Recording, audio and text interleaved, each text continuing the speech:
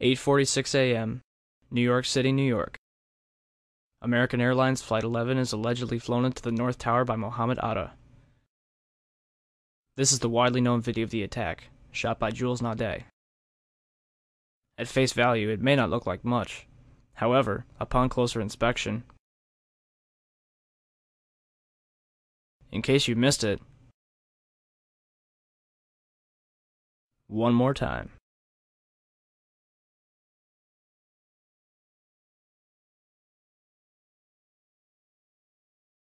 If you look closely, you'll notice that the shadow of the plane meets the building after the flash occurs. This means that the flash is not the fuselage colliding with the building, but rather a separate event. Not to mention that the flash is twice as wide as the fuselage itself. Within minutes of the attack, news teams from all over the city had their cameras trained on the World Trade Center.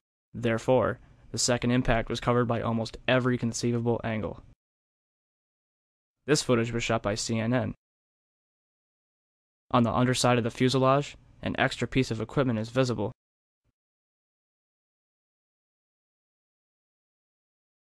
When questioned about this, Boeing representatives refused to discuss it.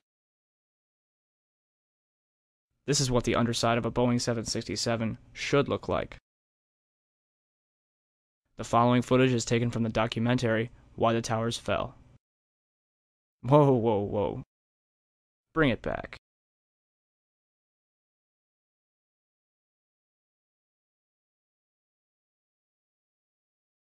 Did you catch that?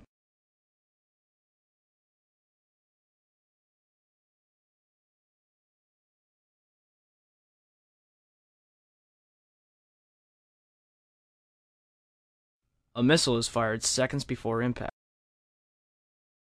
Skeptics claim that the flash is the fuselage colliding with the building.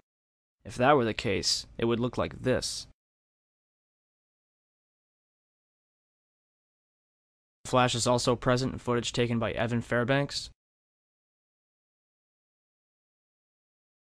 Jennifer Spell, and CNN. Al-Qaeda certainly couldn't have added this equipment at Logan International Airport. And even if they did, the flight crew would have noticed it. So where did this plane come from?